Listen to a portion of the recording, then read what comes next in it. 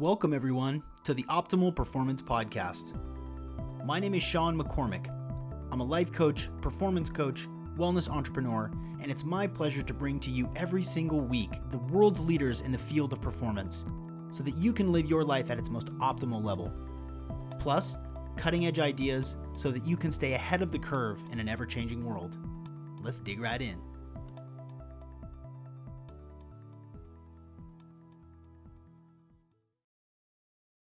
Oh, what's up, everybody? Welcome back to another episode of the Optimal Performance Podcast. Of course, I'm your host, Sean McCormick. You can find me on Instagram at Real Sean McCormick. You can find me on Instagram at Optimal Performance Podcast. Please do yourself a favor. Go get yourself some discounts. Get some discounts. Go to optimalperformancepodcast.com and shop all of the cool products that I've cultivated for you guys to get at least 15% off from all these amazing products. Go check it out. In today's episode, we're joined by Dan DeBon, who is the author of Radiation Nation, and he is a globally recognized expert in the field of electronic emissions, especially, like EMFs and radiation that comes from especially mobile devices, laptops, tablets, cell phones, your Wi-Fi router. His background as an engineer for over 30 years in the telecom industry really sort of informed his awareness of just how detrimental EMFs are. And we've talked about this before in the podcast, like back a couple episodes ago with LAMS, the EMF shielding underwear. And we go even deeper in this episode, what it does to your brain, what it does to your heart. Fascinating episode, like packed with tons and tons of great information. We talk about 5G. We start the conversation talking about a connection, if there is one, between 5G and the coronavirus. You've probably seen conversations out there about 5G and coronavirus. You definitely know what 5G is by now. If you don't, you are living underneath a rock. I don't know how you're listening to this episode. But we also talk about why other countries have halted the rollout of 5G. We talk about what it means to be electrically sensitive, hypersensitive. We talk about how you can minimize EMF exposure at home. We talk about the problems with wearing trackers, Oura rings, Whoop straps, you name it, all these things that you're wearing on your wrists or on your fingers that are pinging your cell phone 24/7. What's the problem there? There's lots of problems there. We talk about why and how children are more susceptible to EMF damage, and that's scary for me with kids. We talk about how 20% of the population is electric hypersensitive, and 80% of those are women. We talk about specific ways that you can actually minimize EMF exposure, really simple stuff. And for me, I've talked about this before, but I'm moving out to the country, changing my life. We're picking up and we're heading out, and I'm going to outfit my home with Ethernet cables so that I don't have to use my Wi-Fi quite as much, because this is not going to go away. EMF exposure, the rates of cancerous tumors in your prefrontal cortex and in your heart, they're very obvious now, and we should all take precaution. This is the type of thing, this is not to scare you, but this is like, hey, be informed, know what's going on, and do something about it. Really, really fascinating information in this podcast, and I cannot wait to share it with you. Also, what's in it for you? Part of the coolest thing that I get to do for you is to give you guys discounts on products that I really like, that will make sense for you to biohack yourself, protect yourself. So if you go to DefenderShield.com/OPP, you get 20% off. 20% off. It will automatically apply if you go to DefenderShield.com/OPP. They have these headphones that I am now using, actually wearing right now, that are no EMF exposure. The wires are wrapped in a special material that protects EMF exposure. Obviously, you should not be listening. You should not be having your cell phone up to your head. Never again. Don't do it. They also have other products like laptop shielders, grounding blankets that actually protect you from EMF exposure just as a blanket. Really, really fascinating. He talks sort of anecdotally about some of the people who have used these products and like gotten rid of migraines and been able to sleep better. It's really, really fascinating products, really impactful, and they're effective. So go to DefenderShield.com/OPP for 20% off some of these products. Today's episode is brought to you by Blue Blocks. As you well know, blue light And the exposure to blue and green light at night is screwing with your sleep. It's keeping you awake. It's making you more stressed out than you need to be. Go over to blueblocks.com and use the code OPP. They just rolled out these Lumi light bulbs. They are fascinating. BlueBlocks has spent 12 months researching and developing these two optimal light bulbs to transform your light environment. So what these do, it eliminates 100% of all blue and green light between 400 and 580 nanometers, allowing you to unwind in the evening and prepare your body for sleep. They basically have two versions. One is called the Lumi Summer Glow and it's yellow, and one is called Lumi Sleep, and you use that one at night after the sun goes down to protect your circadian rhythm. You know, I've said it before, blue blocking glasses are my favorite biohacking device. It's my favorite technology because it's so easy to use. You just, I put on my Sleep Plus glasses at night when the sun goes down. My quality of sleep is better. I'm ready for sleep at like 10:30, 11 o'clock like a normal human being instead of staying up until 2 o'clock. And I can still look at screens because we're all looking at screens at night. That's just the way it goes. So go to blueblocks.com and use the code OPP for 15% off. This episode is also brought to you by Natural Stacks. My favorite nootropic of all time is Neuro Fuel, and it used to be called Siltep. Now it's called Neuro Fuel. It is an all-natural 4-ingredient nootropic that makes you smarter, that makes you remember stuff better, gives you better mental focus, and for longer periods of time. I don't know if you're like a lot of people that I talk to, especially coaching clients of mine, who are experiencing this sort of lull, like they can't really focus. They're not sure where to start. They're not being productive in a time where you really could benefit from a little bit of help focusing. And so Neuro Fuel is, like I've said 1,000 times, my absolute favorite nootropic to use. And I don't use it every day, obviously. I use it like 3 or 4 days a week, but it is massively effective. It is absolutely like my favorite. And I've tried all the nootropics, and Neuro Fuel is certainly my favorite. So go to naturalstacks.com and use the code OPP20 for 20% off any online purchase. Okay, ladies and gentlemen, I cannot wait to release this episode. I'm going to keep talking about 5G. I'm going to keep talking about EMFs because it is the type of thing that we are all going to be increasingly exposed to, especially if we're sitting in our house. This will give you some practical tips to help you not just like radiate yourself all day, every day. Ladies and gentlemen, without further ado, Daniel DeBon.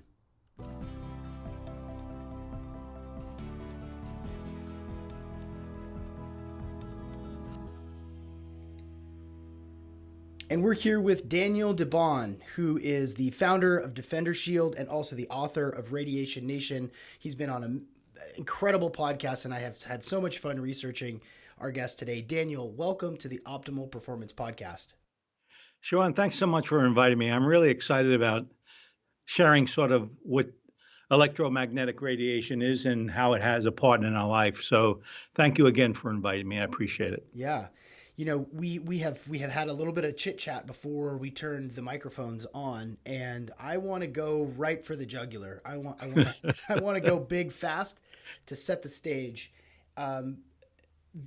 There are folks out there who are making the connection between 5G and the coronavirus, and there's various ways that they sort of explain this. And you obviously have such great awareness of the dangers of 5G, what it is, how it is, and you have an opinion, an informed opinion about that sort of connection that some people are making. Can we start with just that question? What, if any, is the connection between the rollout of 5G and the coronavirus? Sean, that's a good place to start. The reality of it is, it's absolute nonsense. There is no scientific, medical, or technological detail evolution of 5G that could trigger a virus within the biome of our stomach. There is no linkage between the transmission rates of the 5G technology and that kind of substantial influence on our body. In fact, almost all the 5G that's been out there deployed worldwide is all what they refer to as 6 gigahertz, sub 6 gigahertz. Sub-6 gigahertz is the stuff that's been around for the last 50 years. When you listen to AM radio, it's now that same area is being used by 5G. They call it 600 megahertz to 900 megahertz. Almost everything you hear about today in 5G that's been deployed is well below what people are characterizing as dangerous to our bodies. So if it's not deployed at the higher rates where everyone's worried, there certainly practically couldn't be any problems with our body, because this stuff that we're talking about mostly around us has been around for 50 years. Now, let's talk about what 5G and the potential dangers are that a lot of research scientists are worried about. And that's above the 6 gigahertz range, above sub-6 gig, they call it. And that's where the signals are going to be somewhere around 20 gigahertz to about 90 gigahertz. That's really fast stuff. Let me explain to you what a gigahertz is. When you have a wiring in your walls, there's a electromagnetic radiation that's emanating from that. That's 60 hertz. That's 60 cycles per second coming out of your wall. When you talk about gigahertz, you're talking about, like, for example, 20 gigahertz is 20 billion cycles per second. So the waves are going really fast. So there's some concern that high speed is going to be negatively influencing our bodies. And there's a little bit of truth to, we don't know what it's going to do. Why? We haven't deployed. It's not out there in any mass for us to actually have any understanding of it. And it's really only going to become predominant when you have a cell site in front of your house. They call that a small cell site. That small cell site will transmit, probably where you live, somewhere around 20 gigahertz. That 20 gigahertz signal will go 750 feet. That's it. It can't go very far. And the sub-6, as an alternative view, they can go up to 5 miles. But the 20 to 90 gigahertz, they only can go 750 feet. So that's one of the first problems. Every 750 feet, you're going to have a 5G cell tower transmitting roughly, as I said, in your area, 20 gigahertz. So that's a collection we've never seen in your home environment before. So there's a lot of transmitters all around you. So that is more than ever than we had in the past. It's really much faster. And because it only goes 750 feet, they have to have 2 transmitters transmit to the cell phone. They have to have 2 transmitters going to your laptop. It's not just one signal that has to get there. It's actually 2. They call that beaming and multi-in, multi-out. That constant load is not a good thing for our bodies, we don't think. But there's no way anyone can claim that there's a link between the virus, because no one has any data whatsoever in the industry. I'll give you an example. Like when you and I are back in college, we went and we were protesting, and someone had a gun. It looked like a small gun, and they raid us with this gun, and it was for crowd control. They were using a 90 gigahertz transmission on those devices. That connects to the sweat glands of your body. It's like a coil that is attracting the signal. And you get really hot at 90 gigahertz from that signal, right? And that's why you and I ran, because we were hot.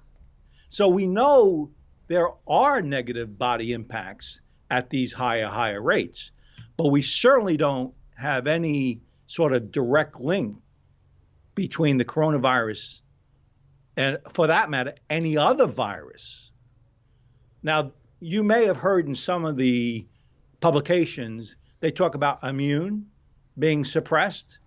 Well, guess what? Sub 6, your immune is suppressed. We know that from research. So there is a level of suppression. And as you know, Sean, when you have a suppressed immune, you're talking about 80% of the immune system out of your gut.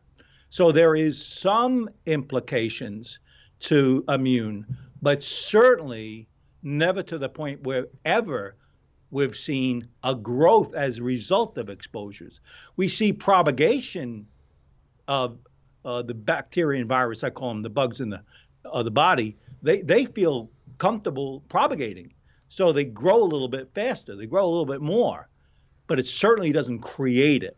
So we are worried about 5G, particularly at the higher rates, because we know that's the kind of influence it's going to have. But in no way can any scientific-based person state that there's a link. There is absolutely none. So the folks that are making claims about Wuhan being the first, the first community to roll out this higher level 5G, coincidentally being the origin of the coronavirus. And now there's additional information that suggests it wasn't bats. It actually did come from a lab. Like coincidental or, It's absolutely, totally coincidental. I've actually seen someone actually go ahead and show all the places in which around the world there's been these deployment of 5G. And they conclude that that must be the link we need. Almost every one of them is 6 sub. It's the stuff's been around for so long. There is extraordinarily unlikelihood that there's a link between any of those kinds of things. It's purely coincidental, purely coincidental. And by the way, I'm not convinced you'll see a suppression of our immune, just a little bit more than we get today. But you're certainly not going to see the body all of a sudden start generating a virus and bacteria that never existed before. It's just not in the human body response. Well, thank you for clarifying that. Thank you for setting us straight, because we're all out looking for information and data to be informed consumers, to protect ourselves. And this is a conspiracy theories like dream come true. Yeah. Across the world of looking at these connections. So then when it comes to, well, before we continue on with 5G, because I do want to stay there for a little bit. There's so many different directions I'd like to take this, and I'm excited to. But before we continue on talking about 5G, can you share with us how you came to be in this industry, where your experience and your knowledge has come from, sort of your origin story? So, Sean, quite a number of years ago, I began my career in Bell Labs. Bell Labs was the brain center of the Bell system. We actually were responsible for deploying technology and the evolution of that technology.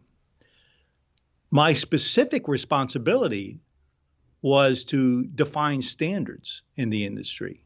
I actually had myself and my staff, we actually created telecommunication standards.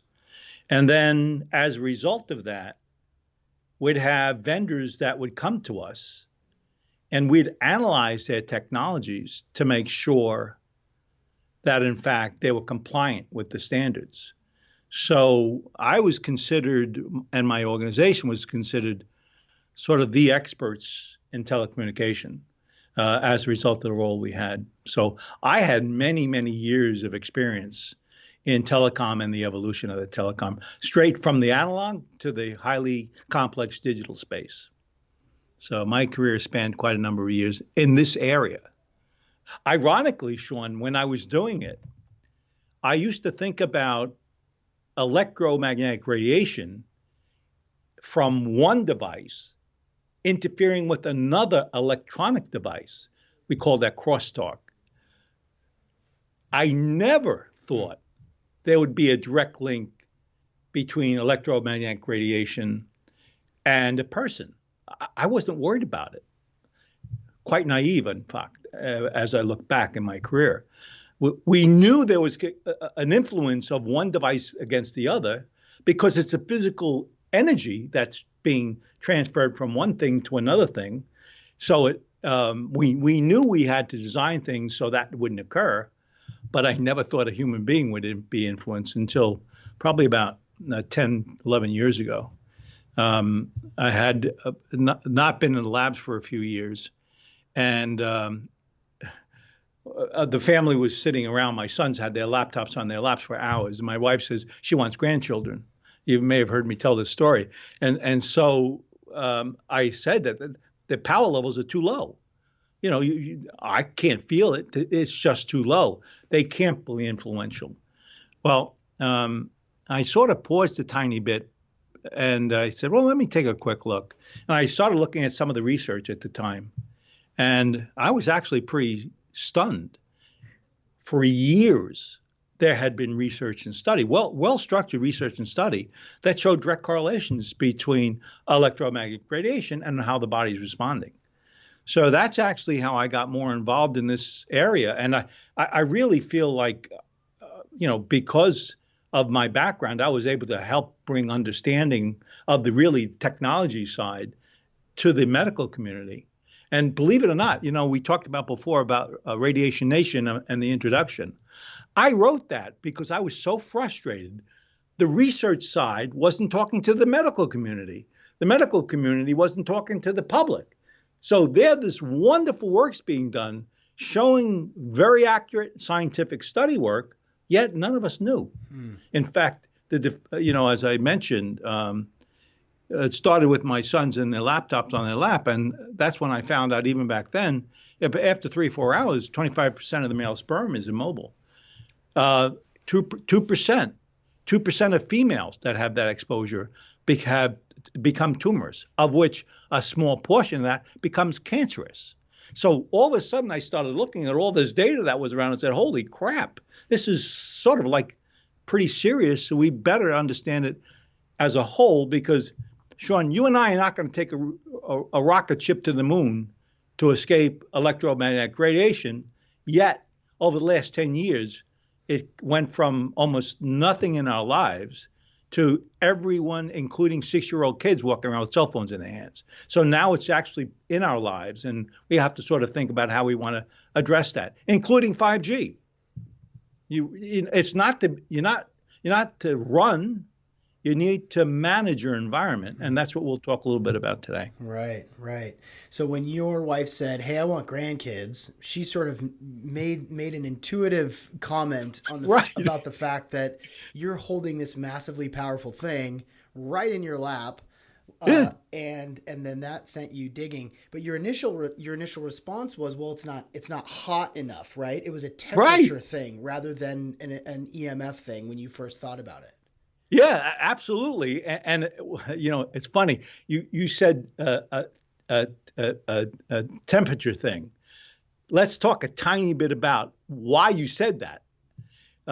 Electromagnetic radiation, in the wall, it's called extremely low frequency emissions. The stuff that comes off when there's a current flow from anything operating in your house that's electrically plugged in. And that's ELF. ELF, yes, that's right. And then everything else, like 5G, is RF, radio frequency. Radio frequency stuff is the Wi-Fi, the Bluetooth, the cell connection. That space is called radio frequency. Typically, in our environment today, up to about 5.6 gigahertz, excuse me. Wi-Fi is up to 5.6 gigahertz. And so all that stuff is known as a thermal emission. Thermal emissions are a microwave. When you have a piece of meat and you put it in an oven, a microwave oven, and you turn it on, the water between the cells is actually heating up. And it's oscillating the cells, and those oscillating cells heat up just by the action of rubbing against each other. And so all radio frequency emissions are microwave emissions, and they have a thermal component. But as we'll talk about throughout this chat today, Sean, is we're not worried so much about the thermal. We're really worried more about the biological. What we're finding in the research side of this is that there's far more biological impacts, far more influence to the body because of the biological impacts, not the thermal. And most of the research done today almost ignores the thermal because it's such a short role in influencing a cell and the damage to the cells. So now as the focus turns away from RF to EMF as a focus, just because the damage is much more drastic, right? Yep. Yeah. Well, let's talk a little bit about what some of the research was that you found. You said that it reduces sperm count within, did you say 45 minutes or did you say 4 hours? 3 to 4 hours, which is everybody every day. Right, my boys included, right? Right. And so like, and then all of a sudden, as time's been going on, there's these young couples that go to clinics and they say we can't have babies. So it's not just the temporary known condition of influence to the sperm, but it's the long term that's also playing a role.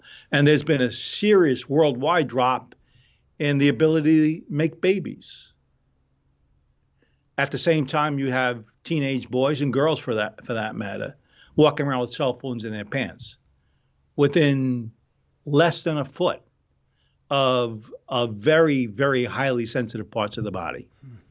And so we do see trending where it's far more than 3 or 4 hours, 25%.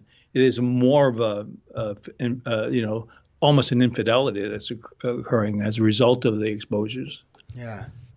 So with your experience at Bell Labs and designing, figuring out how to make things, best practices, how things work, and forgive me for simplifying, then the sort of light bulb moment where your wife says, "Hey, quit doing that," and then you go and do the research. What did you, once you were found that there actually was a fair bit of research that was explaining, the potential negative effects or the proven negative effects of EMF exposure? What did you do next? What was the next thing that you did besides freak out and like? Ah! Well, actually, I'm a mechanical engineer by trade. Even though I was in the electrical world for my whole career, I was a mechanical engineer. So I knew how to build a barrier. I actually designed materials where we could actually prevent RF signal passing through a device and passing through to the body. So I actually built it for my sons. And then their friends liked it, and their friends' friends liked it. And all of a sudden, I began building shielding products for a lot of devices that we find in our life today. So it was actually preservation, our own preservation. I also knew, by the way, and we were talking about this before, that the power levels are very, very low. So, like, the danger really was when it was in their groin. As a cell phone, the danger is when you have it directly to your head. If you're like 1 to 2 foot away, 80% of the danger of that signal is gone. 4 foot away, 98. So like we began practicing distance and time, right? All of a sudden, if you're using a cell phone for 3 minutes a day, who cares? You'll live to be an old man and bug your wife forever. But if you use for hours at a time, that constant use accumulates. And after 10 years or so, you're 3 times more likely to get frontal lobe cancer than the average person as a result of use. So there's things you can do to minimize exposures. One is shielding. Others, watch your time. and watch your distances. And we'll talk a little bit more about all those kinds of things. Simple things you can do to protect yourself that doesn't cost you anything. Yeah, I'm gonna pick your brain as we move through, because I'm about to move. I'm about to move from the suburbs out to the country a little bit, and as a podcaster and remote life coach, I need to have faster internet. I need to be able to record these podcasts and to get them out to the world and consult with people. And I'm just beginning to think about how the electricity in my house is set up. How dirty is it? How much exposure do I have? And I'm going to want to talk. I want to talk about what's going on in the room that you're sitting in. I want to talk about the headphones that you're wearing because I recognize them. But so before we get to all of that, I have a different question. So why isn't the government doing anything? In all industries, the pharmaceutical industry, the chemical industry, the experts that can regulate with some understanding of those subject matter tend to come from the industry itself. And so historically, and to this day, when you talk about the governance of government in the radio frequency space, you're talking about engineers that I used to work with that literally went from Bell Labs to the FCC. Brilliant engineers. Not one of them was a medical background. There was nobody who understood the impact to a cell. And that's not that unusual. So we have the natural evolution of the standards bodies that are governed by the FCC, the Federal Communications of the government. And by and large, they're the engineers of the community, of engineers that do this kind of work. So that's sort of like a starting point. And then, of course, you have a little bit of the politics that plays into it. Like the head of, we'll talk about 5G. The head of a consortium that represented all the cell carriers was a individual chairman and CEO of the consortium for maybe 15, 20 years. And then he got promoted to become the chairman of FCC. So it was almost like the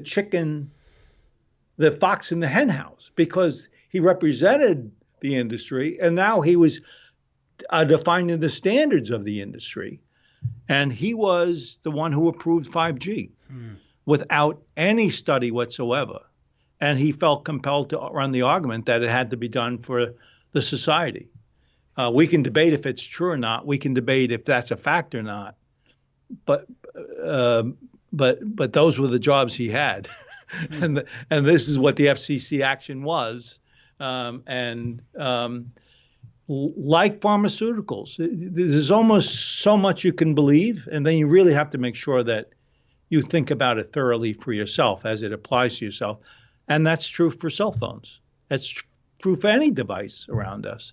You should really think about it because of that incestuous relationship, there's a little bit of question about compromise that's going on in these government facilities. Interestingly enough, I'm jumping on you. That's good. The one federal government went to another section of the government went to another. The National Toxicity Program was a division of the federal government, and they said, please look into if cell phones are dangerous. And so they spent like $30 million, and they ran a study for 10 years, an epidemiology study. And the epidemiology study was somewhat important because it was statistically significant. In other words, the populations were so big that they could make a claim that said like 95% sure what these results are fact. So the National Toxicity Program, the NTA, they did this study, And they took all these cell phone transmitters and they put this in a controlled environment, and they watched the life cycles of the epidemiology patients in the rats, mice. And this is what they came out with. They found that there was a statistically significant increase in frontal lobe and a statistically significant increase in heart cancers. So that's where all the other evidence going on the research side was now being substantiated by epidemiology. And Sean, I'm sure you know, epidemiology has been the bellwether for us for the last 100 years. It points to where we should really be paying attention because, I often tell the story. If it wasn't epidemiology, what we'd have to do is take 10,000 children, lock them into a room, radiate them for 10 years, and then we'll take another 10,000 kids, have them eat organic food and drink healthy water, and then see who dies and compare the populations. In other words, we're never going to do human because there's obvious inherent danger. So we use epidemiology to lead us. So unfortunately for the FCC, another arm of the government said there's a direct link and it's statistically significant. And then sort of, I think a year or two later, there was a Ramazzotti study out of Italy where a consortium of researchers got together and they did their own epidemiology study, literally came out with the same results. Huh. So like, wow, how could that happen? So there's more and more evidence, clear evidence that there are direct links. And there's debates about it, is it real or not? How could they conclude those? Look at how they studied this and look at how they studied that. But when you look at those broad studies and compare it to all the other thousands and thousands of study reports, and then you go above that and you look at the metadata, you don't look at the individual study work, you look at all the individuals and you combine it above, the metadata says the same thing. So we're getting pretty confident that we know, without little doubt, that there's direct correlations between exposures to RF radio frequency and the human body's response. Like the gut, for example, we were talking about that a little bit before, right? As you know, there are 10 times more bugs in the gut than there are cells in the body. So when you start screwing around with the biome within the gut itself, there could be a lot of unpredictable results as a result of that stimulant that we know RF does to the human body. Yeah. I think I want to clarify the distinction between, like in this example, you're using RF instead of EMF. Can you clarify again the distinction within the studies that you've seen and the damage and the risks between RF and EMF? Okay. Yeah. We talked about extremely low frequency, ELF, and we talked about radio frequency, or also called microwave. All of them are electromagnetic radiation. It's a general umbrella that covers all of those things, and including visible light. We haven't talked about it yet, but you have to be worried about visible light. For example, when you go out in the sun and you get sunburned, that's ultraviolet light that is interacting with the cells of your epidermis. And it's literally has the potential for changing the cell to become cancerous, melanomas, for example. So guess what? Blue light is right next to ultraviolet light. So it almost has the same power levels of ultraviolet light. And that's why we tend to be worried a little bit about the visible light, particularly the blue light, that couldn't be dangerous to us. Yeah. When you talk about above ultraviolet, we typically X-ray, gamma rays, all this really, really, really fast stuff that we know is really, really dangerous. That's electromagnetic radiation. There's nothing different. That fits in that umbrella. Got it. And with X-rays, the reason when you go to the dentist and they put this lead thing on you, and they had this thing directed towards your teeth, they run out in the other room, push a button, and they look and see if you're still there after the button went, was because it is ionized radiation. So it's electromagnetic radiation that's ionizing the electron of the cell. In other words, it can hit the cell electron so hard, it can knock it out of orbit and charge it. That's why they call that ionizing. When we talk about ultraviolet, that's the cusp between ionized and non-ionized radiation. Non-ionized radiation is everything we've talked about today. Even though those power levels are not hard enough to knock the electron out, the breakdown of the cell is using different mechanical ways of breaking down as a result of those exposures. So you've explained how the situation that we're in now in North America or the United States, why we don't know, why this isn't common knowledge that EMFs and RFs are harmful. So what about these other nations who are outlawing 5G? Who are they? How did they get that done? Is that something that's even conceivable for us in the States? Well, there have been countries that have stopped the deployment of 5G because they've noted there's just not enough evidence to say if it's harmful. In, I think it's France, they've taken Wi-Fi out of classrooms up to 12th grade. Wow. Why did they do that? Because they thought there was enough evidence that there was harm to the children.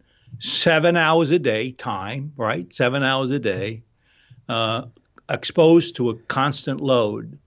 They've actually banned it. So worldwide, we're learning more and more. It seems Europe is a bit smarter than we are. When we talk about power levels of a signal, they're about half of ours. Their transmitters are not as strong as our transmitters for cell phone. And so they are a bit more aware that there could be those dangers than the U.S. is for some reason. I don't know why, but they tend to be more aware. I did not know that. I did not know that France was removing Wi-Fi's from classes, Wi-Fi routers. That's amazing. Yeah. Wow. Let's talk about kids for a second. What makes children more susceptible to the dangers, and how, and part two, how common is electromagnetic sensitivity across your average household or neighborhood? Okay, Sean. I think kids are very important to talk about, and this is why. Let me give you the technical stuff. We talked about the FCC before, right? In 1986, they developed this standard. The standard is 1.6 watts per kilogram. So the power level of the signal that's being allowed to be transmitted is 1.6 watts. That standard was based on an army, literally the army, of 6-foot males. And the standard was, let's sort of replicate the skull of a man that's 6 foot, the makeup of the skin, the makeup behind the skull, and we'll allow that to penetrate no more than 2 inches, and we won't allow it to increase thermally by 2 degrees, more than 2 degrees. So that standard was 6-foot male, 1986. I like to point out at that time, I had a cell phone but I couldn't call anybody because none of my friends had cell phones, right? And Right. all of a sudden, all of us have cell phones and we're on hours at a time. So the population that represented in 1986 the use represented 3% of the population. 98% of the population were women, children, and casual use then was a few minutes. Now it's a few hours. Yeah. So all of a sudden, the demographics around the use of these technologies have fundamentally changed, and so is the range of the spectrum of age. Now, what's different with a child? Well, you're talking about a premature skull formation. You're talking about the barriers not being quite as much. You're talking about the blood-brain barriers not being quite as much. And so all of a sudden, you're talking about a penetration of 2 inches increasing by 2 degrees for a 6-year-old child, which we know the signal goes completely through. It doesn't slow down. Ugh. It doesn't find that resistance. So it goes right through the head. And so all of a sudden... I'm sorry to cut you off. Did they find that actually? They found that it actually travels all the way through the skull? All the way through. A very young child. And it doesn't even slow down? Doesn't slow down. Goes right through. And so now I'm going to talk a little bit about thermal versus biological. Thermal, 2 degrees throughout the head. I don't know if that's true or not. No one really knows because they haven't studied it. But we do know that the NTP was a biological change. The cancers, the tumors related, were biological, not because of the thermal impact. It was for the biological. But even worse than that, the fact that we know that electromagnetic radiation can create cancer to a cell, I don't care about. I'm really more worried about the biological, particularly how it influences the neurological. You think about it in classrooms today. I mean, they're in class for 7-8 hours a day. I said before, there's 1.6 watts per kilogram to your head is the most dangerous. I said that, right? You're talking about 0.5 watts in a classroom from Wi-Fi's and all the transmitters in a classroom. That's 1/3 the power level of a Wi-Fi directly to your head, 7 hours a day. Do we really know the consequence of that? No. But we do know we're having behavioral problems in schools. We know we're having psychological problems with schools, anger and things of that nature. We know there's insomnia problems. We know there's fatigue problems. We know there's dizziness problems, memory problems, all the kinds of implications of electromagnetic radiation we know are known to be linked to our exposures.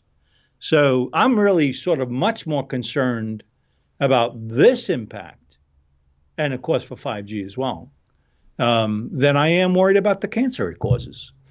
And so, and the infertility we talked about before, but it is more the chronic disease impact, the behavioral disorder impacts that we're seeing that I'm really worried. Because I don't think we really as a society know, we haven't put a handle on it yet, in my opinion. I don't think we really know what the impact is to kids.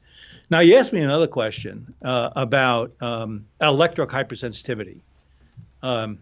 So 20% of the population is electric hypersensitive.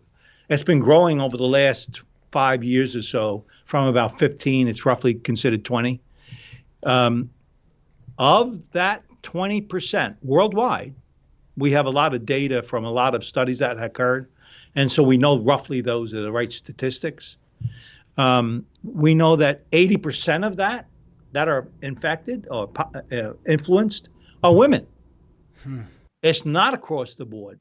We know that women are more likely to be upset. I feel tingling when I put a cell phone to my head. I feel burning when I put a cell phone on my head. That's actually what they're feeling. They're literally feeling the stuff you can't smell, the stuff you can't see, stuff you can't touch, it is definitely influencing the cell to the extent where they can feel it. It's almost like they're the canary in the coal mine to some extent. They're actually feeling stuff that others aren't. That is very real.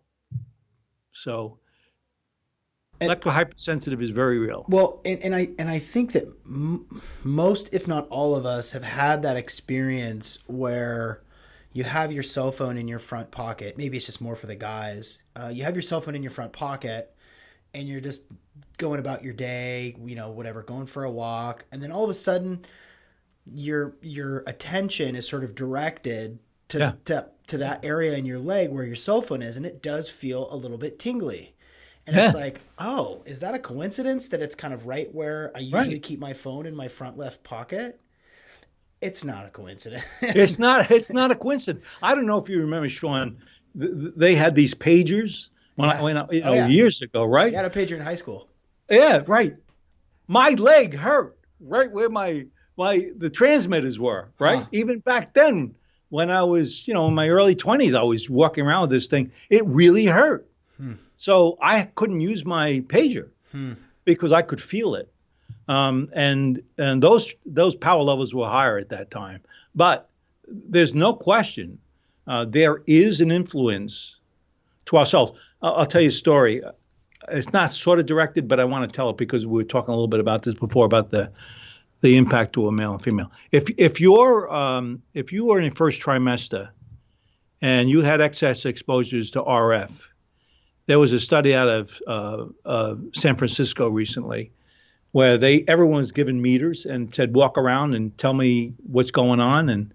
And of that population that did it, what they found was when heavy loads existed, you were 3 times more likely to have a miscarriage. So we know that in this non-statistically significant way, it's not big enough. They didn't have enough women that they looked at, but they found this small study which showed direct correlation. So that's an anecdotal kind of study. You can't say that's across the board legitimate. But then there was another radiologist, Dr. Prasad. I had him read my book before we published it, and he was. Yeah, Radiation Nation, and Dr. Prasad, he was like the first radiologist in the country. He's truly a brilliant man, and so I said read it, and in the book I actually suggest there may be a correlation with the eggs of a womb. If you have your cell phone too close in your pocket, it may influence the cell. It may influence the cell of an egg. It may change the DNA, mutate the cell in some way. It's possible. And he said at that time, you don't know what you're talking about. And so I said, well, thank you. And then about 2 years later, he called me and he said, Dan, we had a young woman come in my office, and I was treating her, and she finally had a child, and it was stillborn. And we did a study on the child, and he said there were these mutated cells. There were multiple mutated cells and different types. And the probability of that being that occurring was 0. So there was an event that occurred that fundamentally changed how they were doing. So there are some experts, brilliant people, that are saying, don't put it in your pocket because in 3 generations, you won't be able to make babies because and I don't believe that because I believe in statistics, but I do believe it does influence and it can influence. And you should be careful if you can be. It doesn't take much to take it out of your pocket and put it on the side of you. Yeah. A little bit of distance and you're safe. Right. Well, and there's been increasing focus, I mean, I live in a bubble. I live in the biohacking bubble where everything's about performance and biohacking and awareness of the, internal and external environment so that we can live optimally and be our best. And so for me, it seems to be an increased an increased level of awareness about ways that we can possibly mitigate these dangers, from EMF blocking clothing to, products that block the transmission to the harmful areas of the body. And yet, until it becomes a massive problem that's being very damaging to many, many people, it's still so early. So I think this is my opportunity. So given what we know, how is your internet set up at your house? Tell me about your headset that you're wearing and your blue blocking glasses. Like, when you put your money where your mouth is, what do you do to mitigate these exposures? Well, we talked about the starting point. I built my son's a shielding for when they use their laptops. And then a year or two later, I was reading an article about these parents bought a 6-year-old child a cell phone. And a year later, she had frontal lobe cancer to the brain. And they kept on saying it's because of RF, it's because of the cell phone. Well, we'll never know, right? But all I kept on thinking about was you can shield those signals. And so I began expanding just beyond the laptop protection because I had the technology that can be applied to any device that was being close to your body. I would never use a cell phone. I would never take my cell phone and put it close to me. I always left it at a distance. And I was very careful always.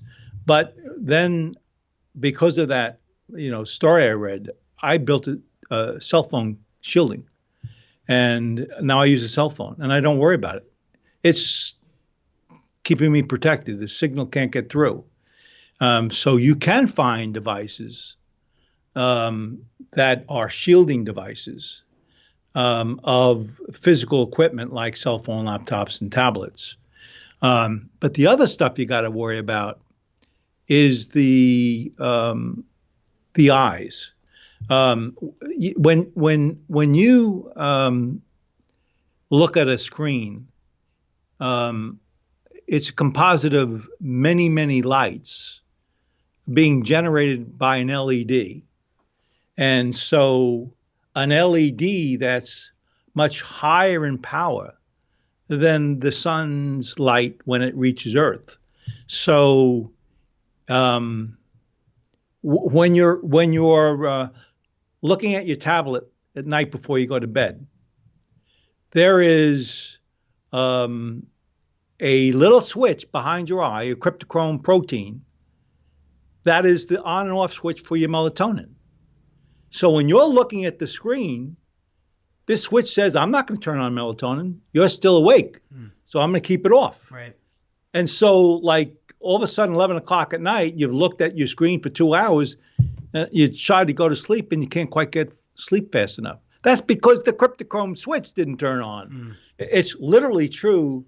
The influence of the visible light, as well as electromagnetic radiation from the device itself, is screwing around with the management of the sleeping process, right, to go to sleep. Yeah. And so that's one of the things. I'm going to depart a little bit. Make sure in your bedroom it's a sanctuary. You don't want laptops, you don't want tablets, you don't want any devices that are transmitting even remotely close to you. You certainly don't want a Wi-Fi. Even a Wi-Fi on the side of the wall, you do not want that. And so to answer your question, that's how I manage my house. I have a Wi-Fi that connects with the Ethernet ports throughout my entire house because I have Ethernet throughout my entire house. Everything is wired. I eliminate the transmission that can be occurring by any device in my house when I can. But when I have a Wi-Fi, which I have it in the remotest part of the house where the power levels may be high starting, but throughout the house are extremely low. Certainly nowhere near my bedroom. And that's because of the principle of distance. Yeah, yeah, 2 feet away is better. 4 feet away, right, and 12 feet is like you barely even touches right. you. Right. Yeah, exactly. Simple distance, right? Yeah. And to be sure that I got it right, by the way, I've got a $10 timer on my Wi-Fi router. I go to bed at 10 o'clock.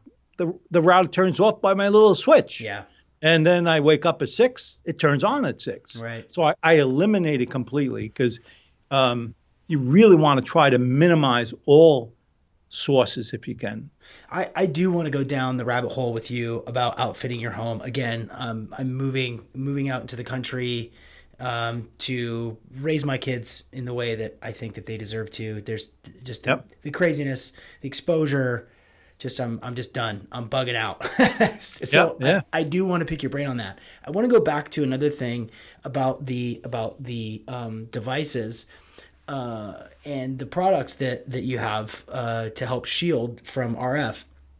I've read a number of places, and it's been brought up on this podcast before, that some devices that say that they shield from EMFs actually increase, and the way that they describe it, the way that this has been described, again, it's been brought up here, is that because you're enclosing your device, you're actually making it harder for your phone.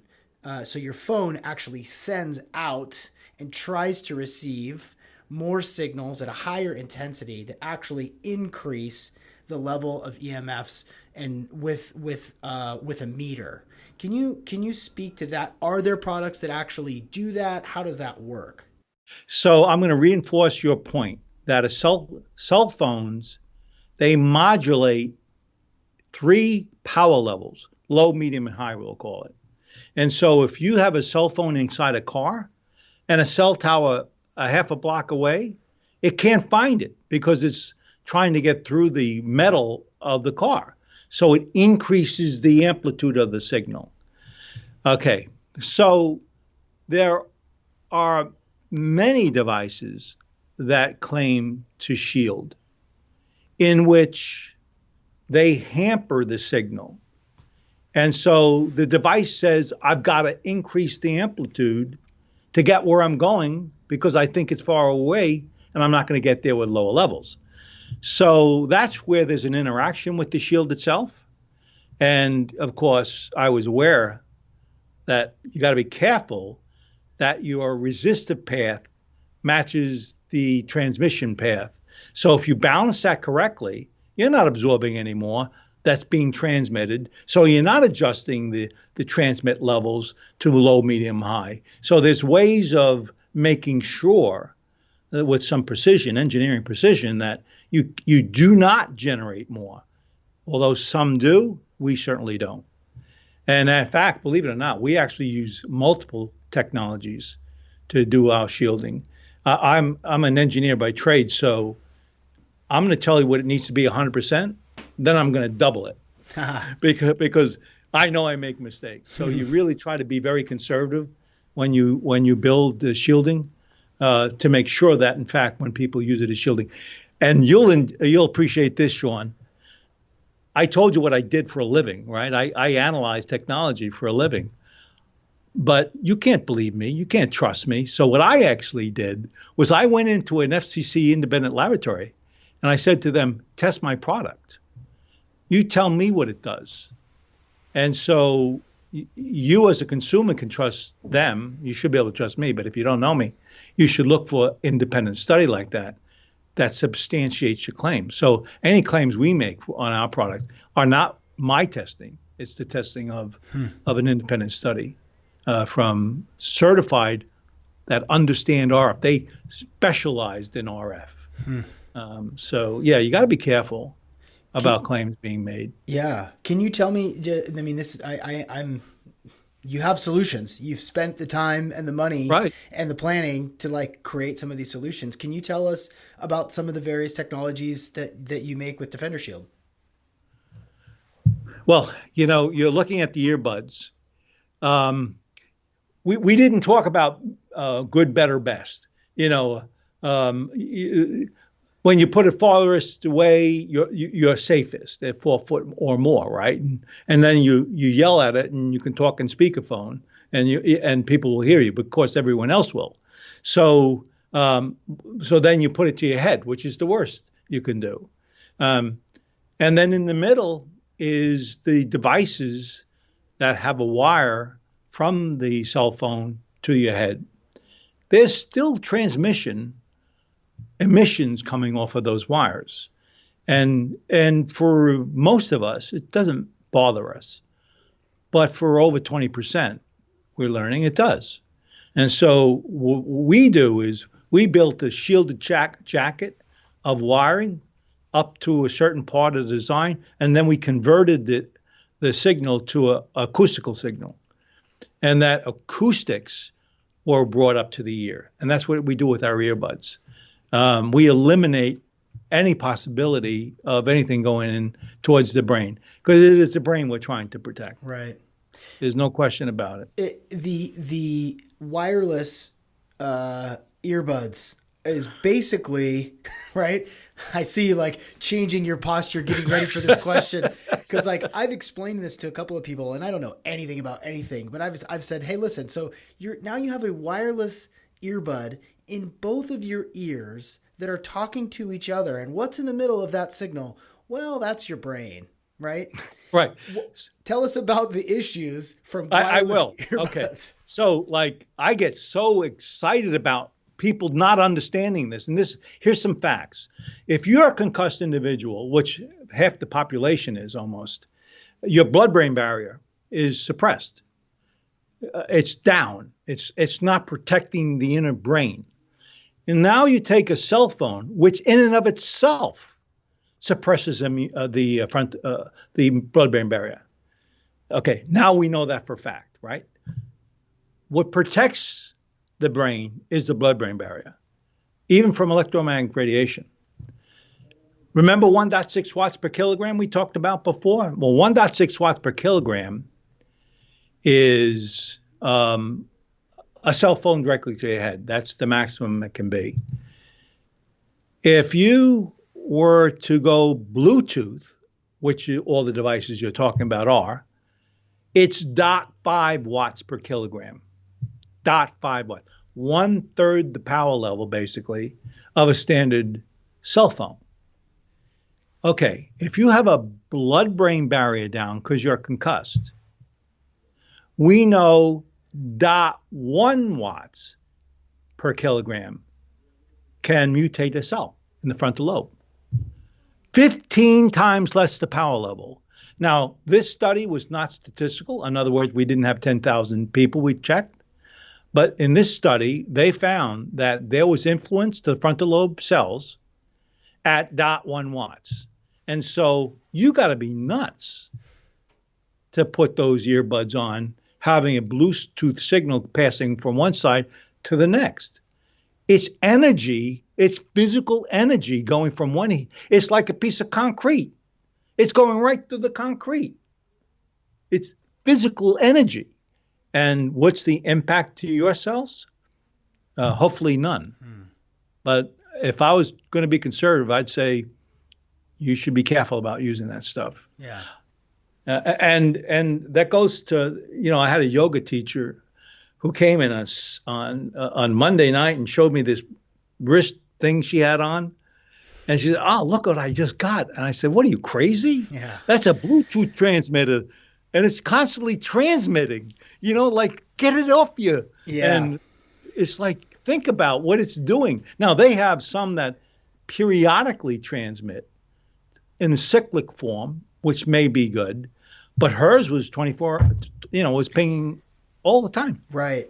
Yeah. That's I want to talk about that for a second. That especially in this community with trackers and everybody. Oh yeah, of course. That's where it's all coming from. I think everybody except for me has had a tracker because it just didn't pass it didn't feel quite. I mean, I wear a watch, but I don't wear an iWatch. I don't have a Whoop strap. I don't have a Fitbit. Right. I just don't. It has never really. I don't really care how many steps I took. Do I feel good? Cool. Right, exactly. Did I get my 10,000? I don't know, but my body feels good, right? Right. Well, actually, I'm going to take that a little bit farther. I work with clinics, And we think biometrics are very important to monitor. That's how you can tell how the body's responding to environments.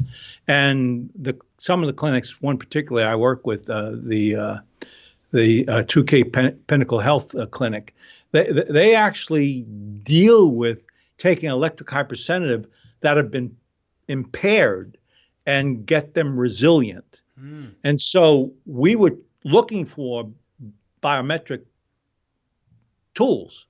We wanted to know a 24-hour cycle. We wanted to know the heart variance at night.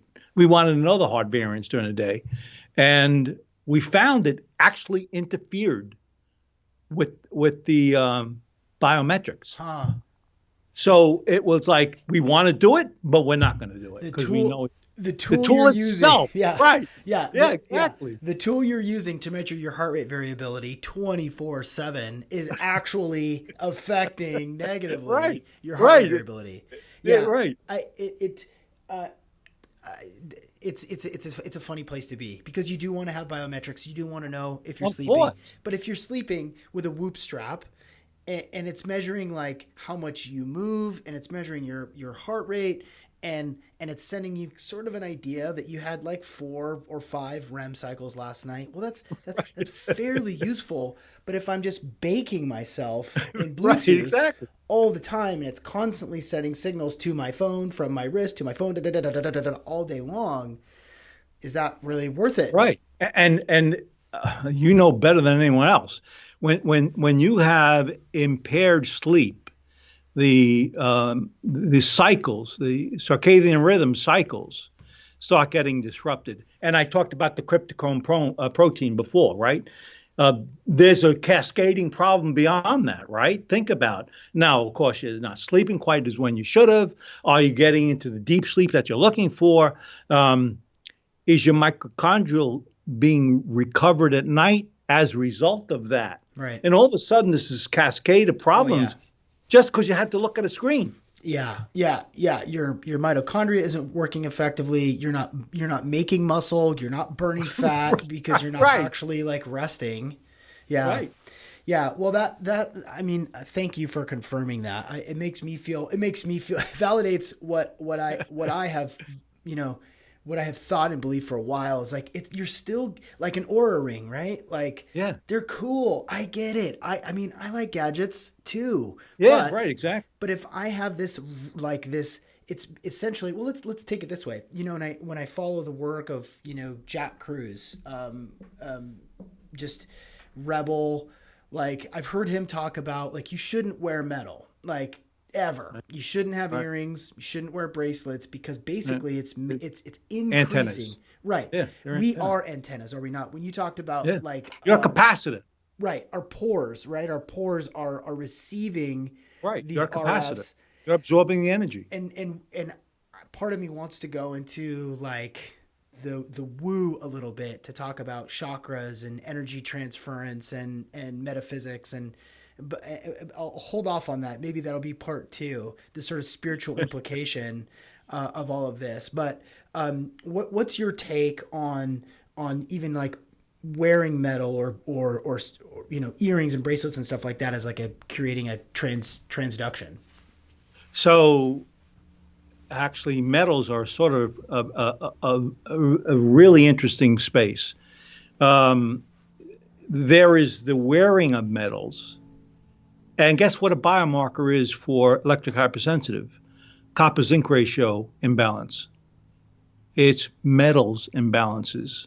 There's a focus of metals right down to the center of the chest where the heart is.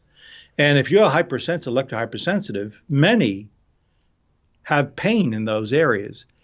It's the metals the internal metals are attracting you. And so, or rather, the imbalance of metals are problematic. And so, metals play a very important role. Metal ratios play an important role. And if you were sick as a child and you had shots to protect you from the pollen in the air, they had carriers, aluminum carriers within those those things. And then you have the accumulation of those carriers in the body. So there's a lot of stuff that can contribute. And metals are one of those things. I want to get back to a little something with the, we actually, at that clinic, actually, we actually went to the manufacturers and we have them turn off that function. And they do occasional, every hour ping, not every second ping. Believe it or not, the data means the same. Yeah. Right? So there's a little bit of modification you can do, and you can create products that actually can bring you value, but you're certainly not communicating with the cell phone 24 hours a day, 7 days a week. You're controlling that transfer of data. And so there's ways around some of this stuff. But you really have to be cautious, because I know electric hypersensitive people who actually were becoming stressed as a result of the use of this stuff. Oh yeah. They really got stressed. Yeah. I have not, I'd be curious about the way that you sort of test for EMF sensitivity, because I think both my wife and my kids are both EMF sensitive. I mean, my kids are EMF sensitive because they're 7 and 4. And I think that because and this is so simple, it's so basic, dumb Sean. Unplugging the Wi-Fi router at night was a practice that we started to do not recently. Yeah, it's been about a year and a half since we've sort of gotten into the habit of that. And as soon as we began, my wife found that she had more restful sleep at night. Right. And in the morning, she didn't wake up really tired, and then she'd get up and like turn on her phone to like do whatever her thing is, and she's like, "Did you unplug the Wi-Fi again?" I'm like, yeah. I'll go plug it in. And I was like, "You're mad at me because you can't access your phone right now, but you got a better night's sleep last night. I know you did. I know you did, didn't you?" And she's like, "Yeah, actually, I do feel better." So like, where was I going with that? How do we know how can we measure for electromagnetic sensitivity? So I want to answer a question. I want to change the subject on you. Good. Back to where you were before. I had a podcast, and there was this lady I was talking, really, really bright lady. And I said, your bedroom's your sanctuary. Get everything out. You heard me say that before.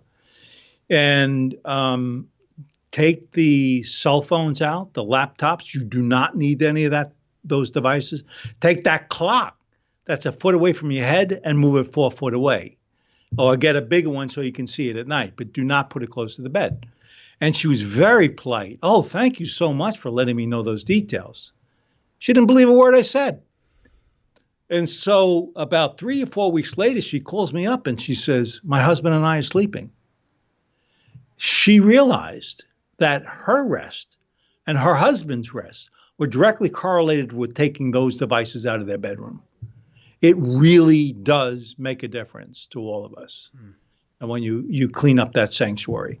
And by the way, that's probably the most important sanctuary there is, because you need that sleep cycle for recovery. Right. Yeah, simple stuff. Yeah. Makes you protected. Now, there are ways of identifying electric hypersensitive. In the worst case, I'll tell you the worst case. In Dr. Court, who had the 2K Pinnacle Health Clinic, he had a patient who was an electrical engineer and worked for a large firm.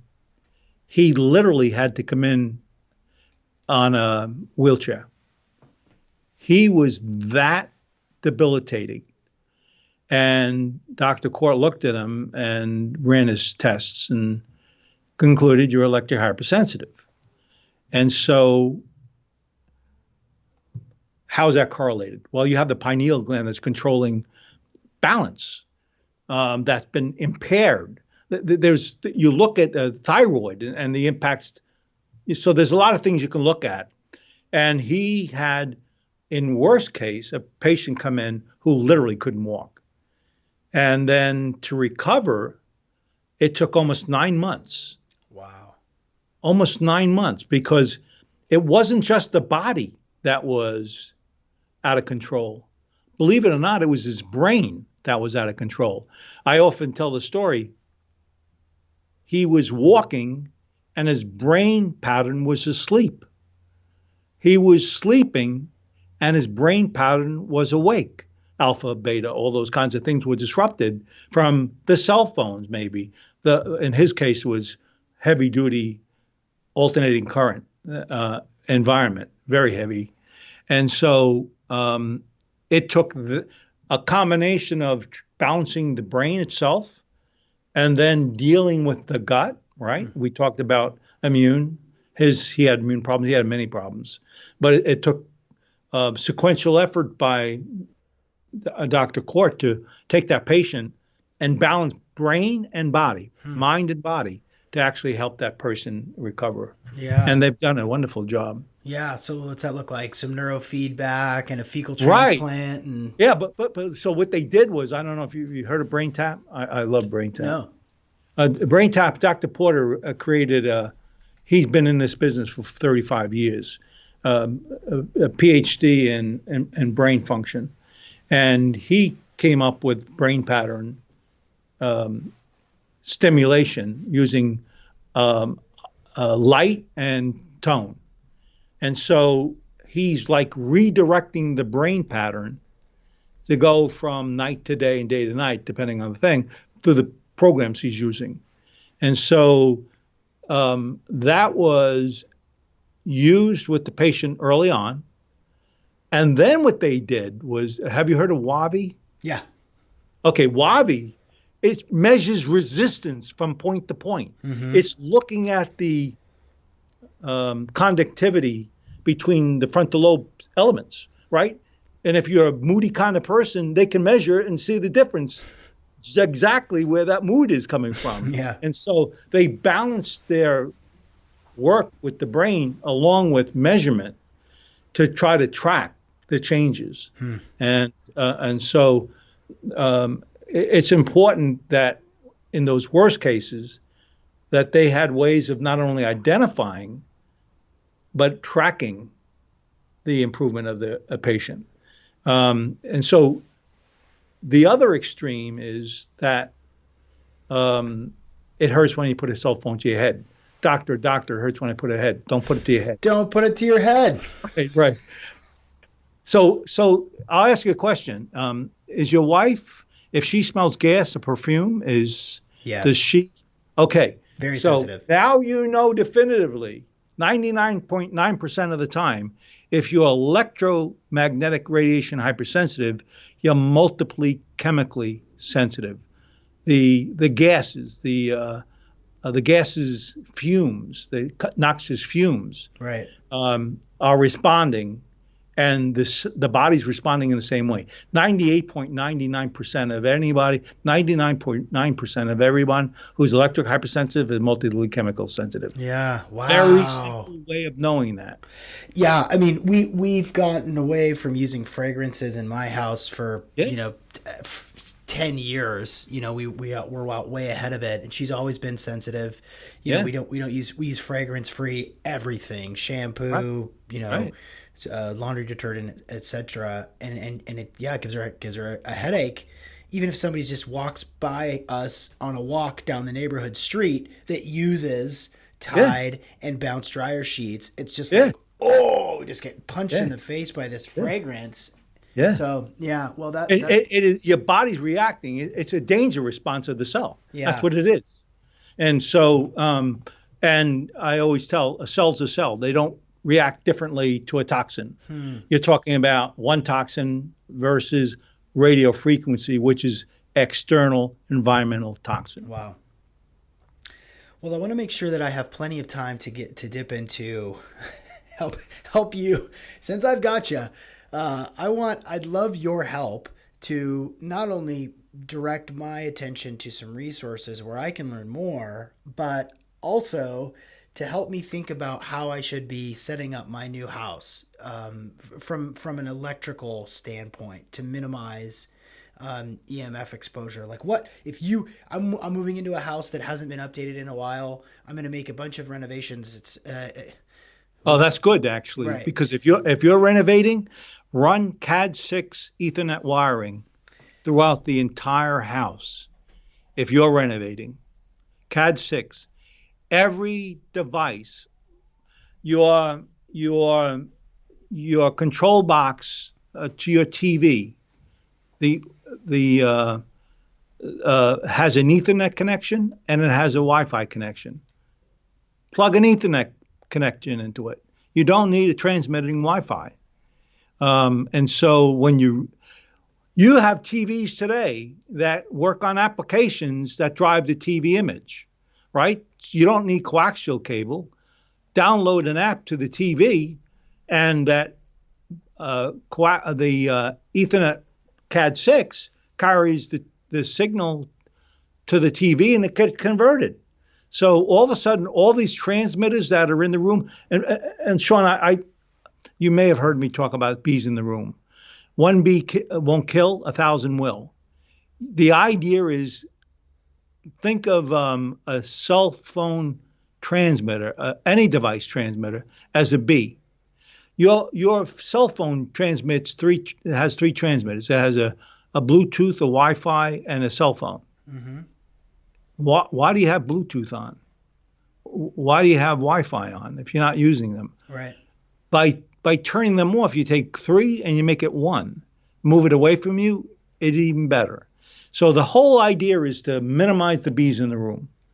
And so when you run the CAD6, all your multimedia stuff is now wired. Did you say that you had, is that what you just explained to me? Or earlier you mentioned that you said that you had Wi-Fi that talks to the Ethernet? You have like a signal where the Wi-Fi sends a signal to the Ethernet, or are we talking about the same thing? All Wi-Fi boxes have transmitting Wi-Fi.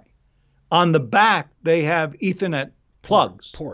Ports, right. So what about for more like the MacBook Pro that we're talking on right now doesn't have an Ethernet port? Do I just get a convert it? Right.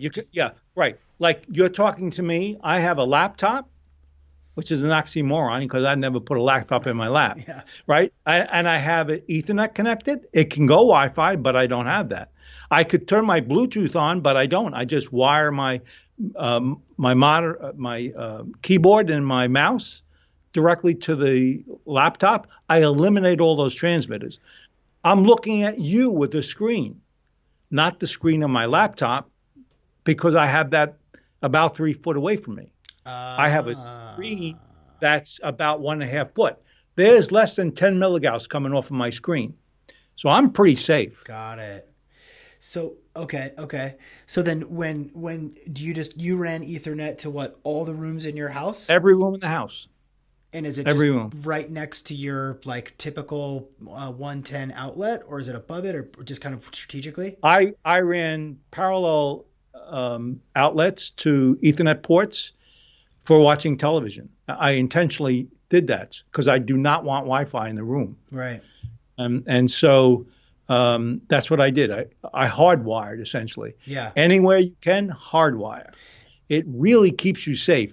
And by the way, Sean, don't worry about the things you can't hardwire because you've already reduced the number of bees in the room. You're getting pretty safe just by simply taking basic actions like that. What about like dirty electricity and, like the super enforced mesh screens in walls? I mean, I've gone down the rabbit hole based on a couple of other episodes that I've heard where you could easily spend 50 grand like minimizing the electrical, toxicity in my house.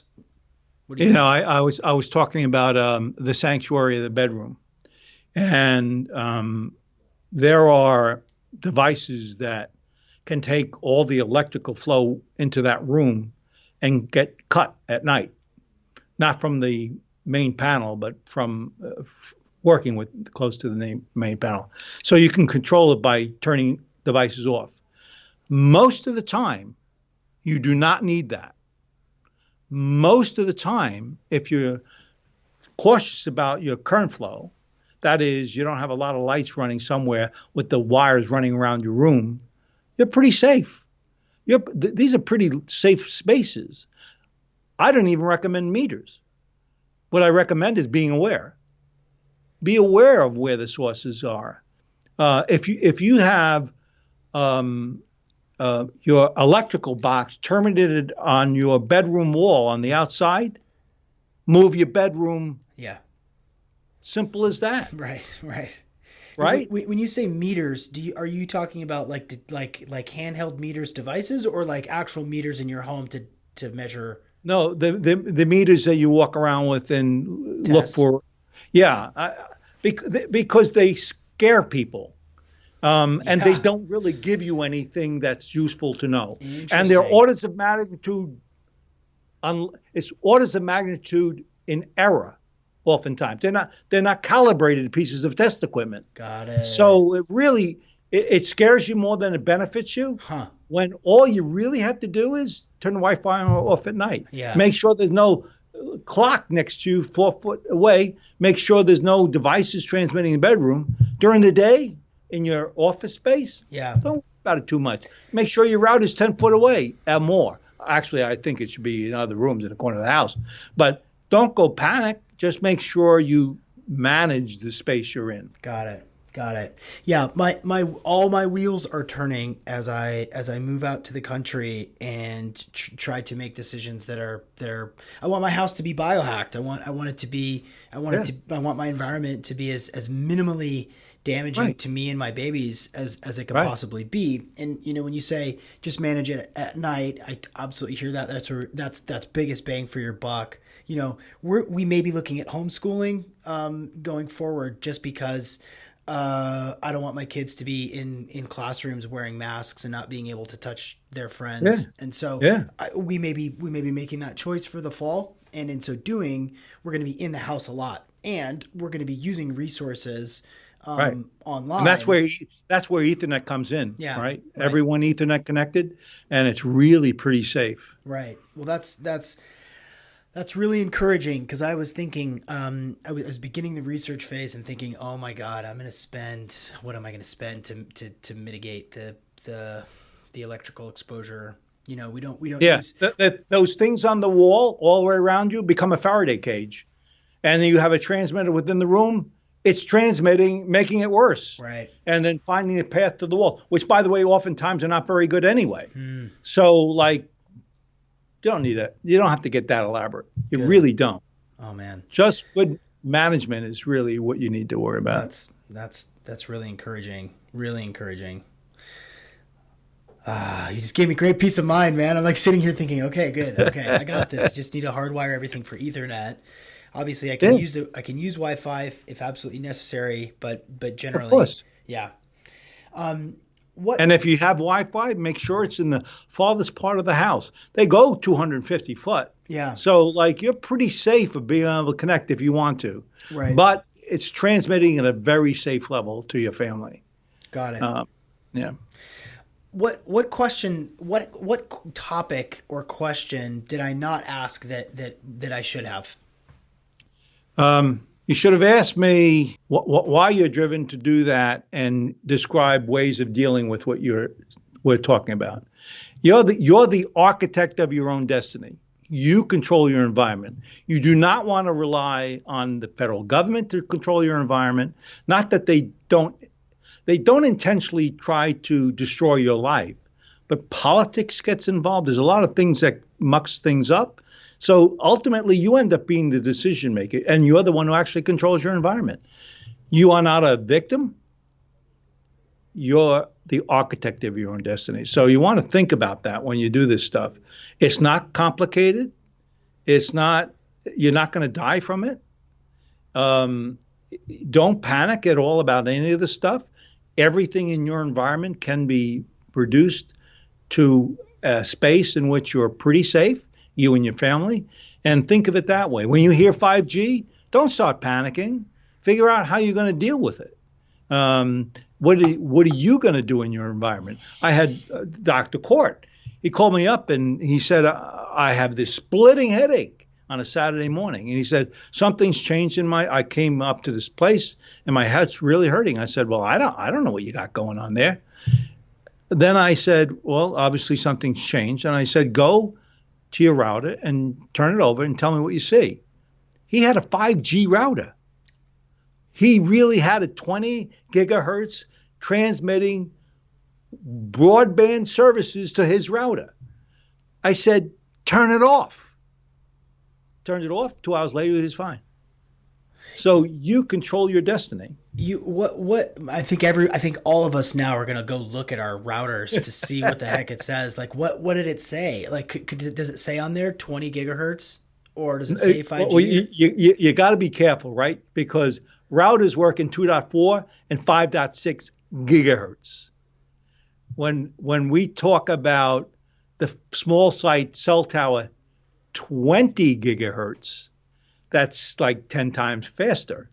So when you look at your Wi-Fi and it says you see a 5G, that's 5 gigahertz, not fifth generation. So you got to make sure when you look at it, it's not the generation part, it's the giga part. Doesn't it usually, isn't the gigahertz usually like GHz or something instead of? Right. Yeah. You got to really look at it to make sure when you look at it. You know, clear. I'll tell you, for everything that you know, that you have every justification for freaking out about. You're telling us not to freak out, and that is so encouraging. Like, listen, guys, keep calm, control what you can control. Like, I love, and don't worry about the rest of it. Honestly, like I worry about for example, I do worry about the 5G cell site, a small cell site. The 20 gigahertz, I know, mucks around with oxygen molecules. I know that from some research. Will it impact me on a service I get? I don't know. I don't know yet. No one knows yet. If anybody tells you they understand what is going to happen, they absolutely don't understand physics. They don't understand the medical implications. They simply do not understand it. Given I said that, though, if I have a small cell site in front and I know it's at 20 gigahertz and I have no choice about it, my bedroom's in the very back of the house. It's not in the front of the house. I'm going to go far as I can away from that, and I can control that. I'm not going to have devices turned on because I don't want the MIMO, multi-in, multi-out beaming coming from the devices. So I just turn things off and I don't have that problem. Yeah. So you really start managing the technology that's in your environment when it's there. You know, even that is sort of a revolutionary idea, honestly, to just think that, well, it's 5:00. My work day is done. I'm no longer, everyone's working remotely, so I don't have to work. My work day's done. I can unplug the Wi-Fi. Heck, I'm going to go for a walk around the block. I'm not going to bring my phone, and I'm going to actually turn my phone all the way off. Actually turn the phone off for like an hour or two and unplug the electronics in my house so that they're not getting power. It's like, man, that's really out there. That's really out there, Dan. When I get home at night, I have my cell phone. I put my cell phone right at the front door when I walk in. And I walk around the house, and if it rings, it rings. I hope I get it, but sometimes I don't because I don't move quick enough. But I am taking that transmission and putting it where it doesn't bother me or my family. Yeah. Wow. Simple stuff. Are you telling me that you're not walking around inside your house with your cell phone in your pocket? Yeah, that's right. Whoa. Truth be known. Whoa. Man, you're ahead of your time. I go extreme. Yeah, I'm going extreme. You're really taking this really far. And we joke about it, but so many of us are just absolutely glued to our phone. And we've done episodes before around like cell phone etiquette and hygiene and making sure that you're not, checking Twitter every 11 minutes and every time there's a break in a conversation and so forth. Yeah, that's phenomenal. Well, before I ask the fill in the blank question that I ask for each of my guests here at the very end, where can people learn more about the book? Where can they connect with you and learn more about DefenderShield as well? Go to DefenderShield.com, and we have a blog that we keep pretty much up to date that talks about everything going on in the industry. So if you want to find something out about what's going on with 5G, it's not unlikely we won't have some information in that blog. We keep it current as much as we can. We have a learning section. When we talk about ADHD, when we talk about allergy symptoms, when we talk about all those correlated stuff, I actually break down the data so you can see the study work that occurred that captures that link. So if you just simply want to learn a little bit about electromagnetic radiation and you go to our learning section, we have that. We have information on the NTP, National Toxicity Program study, the Ramazani study. We try to give everyone as much information as they can, because I always tell, you don't need to buy my stuff to be safe, but you need to be safe because you're aware. And so, however, if you're like me, I'm not going to put my cell phone down. I need it for my business. We have devices to protect you from laptops, cell phones. We even have blankets where we have shielding in blankets. It's a floating ground, actually. And electrohypersensitive, believe it or not, when their environments, they're uneasy a little bit, they put on our blanket and they calm down. They literally calm down. So we're finding the electrohypersensitive even finds more than just the shielding itself. It's a floating ground for them as well as a shield. Wow. So we have a lot of product like that. We have, I was so concerned, like you're wearing earphones. I've been developing earphones for probably 9 months that are acoustical coupling earphones. And you're going to have overhead. And what prompted me to do it was I was at a conference and autism organization was there. Kids who are autistic can't put stuff in their ears. Yeah.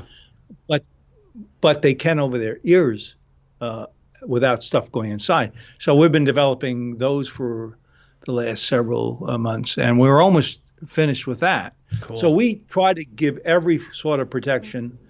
And of course, we talked about blue blocking light. I actually believe it's far more important than most people think. Yeah. Because it is the window to your brain through your pineal gland, and we're learning it's disruptive. Yeah. And so you really do want to make sure that you find protection. So obviously you don't have premature macular degeneration or dry eye or any of that kind of stuff, because it goes far beyond those things. Right. And it's long term. So we have a whole class of products we sell there that blocks the blue light, 50% and 100%. 50% during the day, 100% at night. So we have a full gamut of anything that you hopefully need for protection of your personal body. Yeah. Well, it's time to stock up. That's one thing that we didn't talk about was grounding. And that's my bad. But the fact that you've created a product that's a floating ground, yes, just blew my mind. Just that it doesn't have to be plugged into the wall to be grounded. Doesn't need to be. Yeah, wow. Right. Your cell What's it phone made has of? a cell phone has a floating ground. It wouldn't work. One side's positive, the other side's negative. If it doesn't flow, it doesn't work. So it's a floating ground. And so we create products that are just floating ground. And we talked about before capacitance of the body. We haven't talked too much about it, but your body absorbs energy. When you were a kid, had socks on, wool socks, and ran across a rug and then touched a knob on the door, you got shocked. Well, your body was absorbing that static energy, right? Where did it go? Well, into your body until you touched the metal. And so that's what your body is doing in general. So those who are electrohypersensitive particularly find that grounding helps. So you go to the beach and put your feet into the sand and you feel better, right? It's almost the same thing, right? There's a natural grounding that's occurring, not too fast, not too little. When you work on stuff and you have a ground on your workspace, that's probably okay. But I don't like grounds on beds. because it's not floating and it's absorbing and drawing the emissions within the environment towards you. Oh. So you got to be careful. You're not creating what you think you're solving. So anyway, I didn't even think about that. I didn't even think about the fact that it's funneling, right. Wireless. It's funneling RF through your body. Likes ground. Right. It looks for ground. Into the grounding mats or whatever that you have underneath your mattress, into the wall, and then down into the ground below your house. I didn't even think about that. Wow. Yeah, you got to be careful about that stuff. Versus a floating ground, which is protectant in nature. Is it protectant, or is it pulling in and then sending off? It becomes a resistive path to energy. Got it. We're taking the energy and we're converting it to heat, literally. Huh. So energy's energy, right? You hit a rock, the rock bounces as much as energy you had from the rock that hit it. Energy was transferred. We transfer the energy. And it's so minuscule, you don't even know it. Wow. Oh my gosh. Wow. Well, I'd love to book you for a part 2 where we can talk about, biological energy, and we can talk about, our pores as portals and our chakra systems and how important it is to ground. Hopefully you're willing to come back to do. Yeah, of course. I'm really passionate about the biological impacts. Yeah. Because I really do think that's probably the most important for us to understand, because it does have the greatest impact. There's a real reason kids are having problems in school, and it's growing. Yeah. And we need to understand those are biological changes that are occurring, and we need to be aware of that. It's environmental, and we can control it. Yeah. Well, so yes, I'll come back. Well, good. I'm gonna bug you as soon as right after we're done. I'm not gonna let you go. You're gonna be like, oh man, sorry I did Sean's show. Mistake. Yeah, geez, this guy's all over the place. He's so aggressive. Well then let's finish off. So it's DefenderShield.com. Any other places where people can connect with the work? The blog is a good resource. Yeah. The blog is a resource. We have a learning section that we maintain. And we also have all the media we do is there, which is oftentimes informative media. We actually spend a lot of effort in trying to educate. So it's clear. Yeah. Radiation Nation. I always recommend reading Radiation Nation.